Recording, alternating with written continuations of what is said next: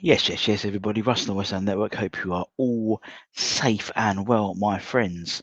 A glorious day in London town, and it looks like it's gonna be a glorious week weather-wise, not West Ham-wise.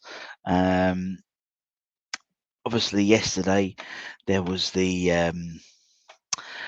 what's the bombshell, but it's not really a bombshell if you know it's going to happen, about us not having any money available for Graham Potter ahead of the summer transfer window, in that he would have to bring in funds by the sailing of the set of players, which doesn't necessarily, it doesn't, as I said yesterday, didn't surprise me. Didn't surprise me in the slightest. And I think a lot of us are calling wolf on this. The boy who cried wolf. It does seem like that from a not justification perspective, but thinking from a looking at some sort of reasoning by it.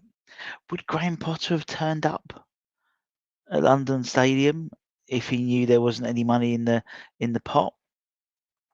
In essence, I think Gonzo mentioned it in his article yesterday.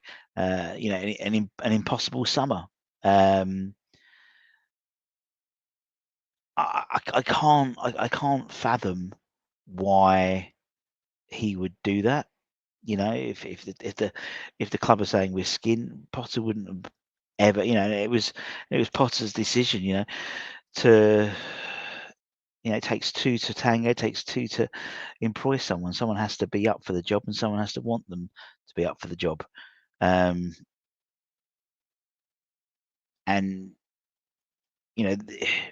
from a managerial perspective, Potter needs this. Potter needs this to succeed.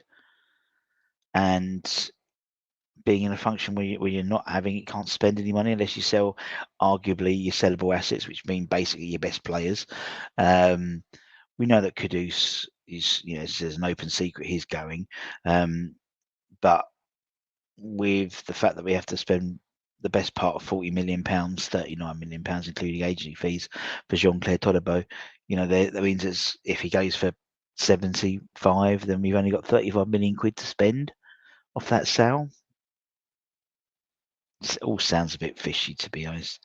All feels a bit strange, particularly as someone like Potter. He's been labelled, I think, as a manager, a project. He had a project with Brighton.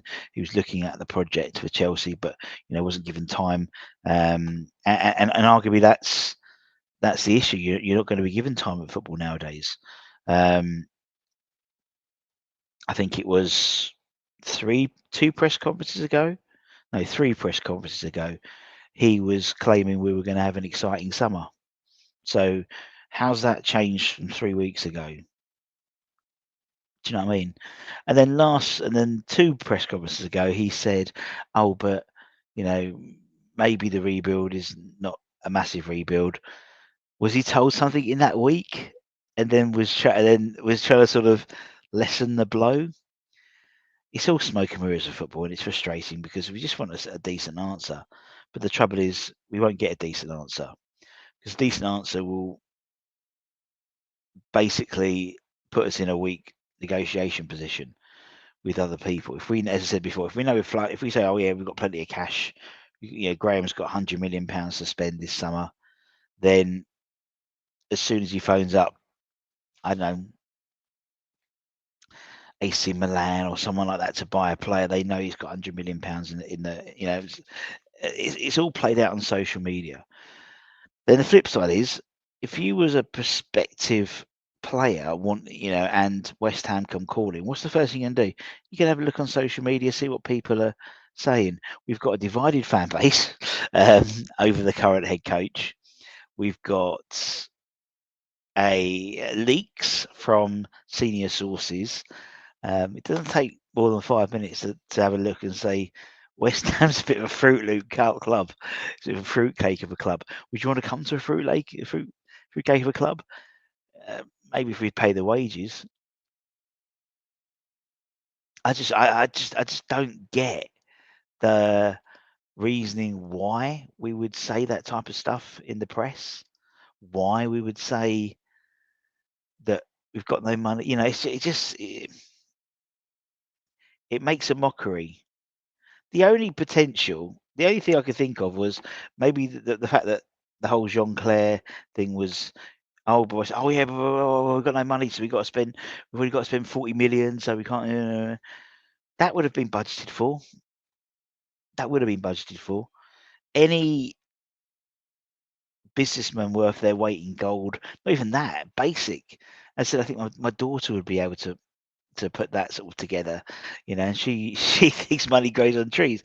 But, you know, the fact is you knew that we were going to be signing someone. It was buy now, pay later. It's like not LinkedIn, PayPal. We do buy 3 in 1, pay in 3. It's a bit like that. You know it's coming, so you sort of budget for that.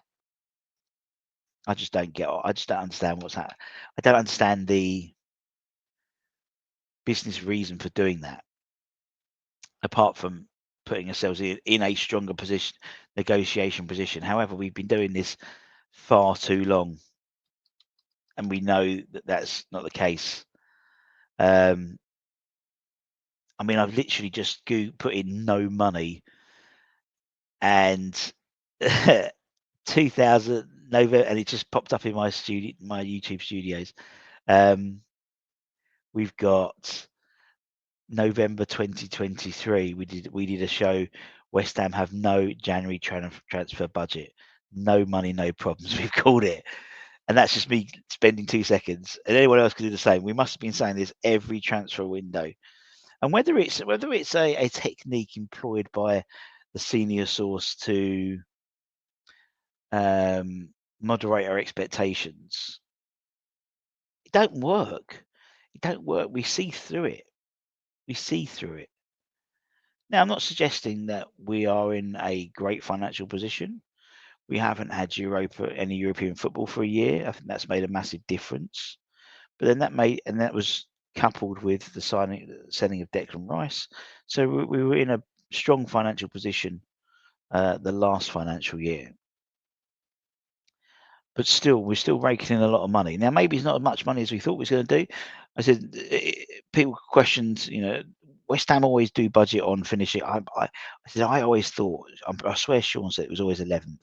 But anyway, and why they would budget on 8th, a brand new manager coming into which with Lopetegui, I don't necessarily agree with that.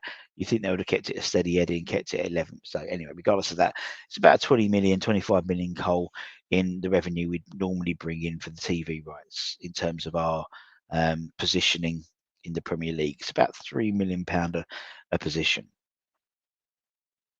But still, with that, with increased, revenue in terms of season tickets, you got to think that there's still money available there. And so to kind of say with Skint, just don't make sense, don't add up. Particularly that's a calculated risk as well, because if you're obviously we had the early season ticket renewals, and if you're looking to renew your season ticket, would you renew your season ticket knowing we've got no money? It seems a strange business strategy. I don't really understand it. The only transfer window I don't think we had was we got no money was last summer. But maybe that was because the football operations was headed up by a designated director of football in that Tim Stidham. I don't know. I just don't get it. If anyone else that gets it, please let me in the comments below of why we're doing it, apart from a failed business attempt to improve our negotiation positioning, because none of us fall for it. And to be honest, no one else in football falls for it. Anyway, that's me. That's my brain dump. That's my trail of consciousness, as someone called it, which I found far more hardware than I think it would be. If you're new around here, give it a like, give it a comment, give it a share, give it a subscribe, become a channel member if you'd like to be as well. And don't forget to check out our channel partners for the rest of the season, Match Bingo, and download the app in preparation for the Spurs game. What could possibly go wrong? Anyway, take care, stay safe, stay warm, stay humble, keep the faith. Come on, your irons.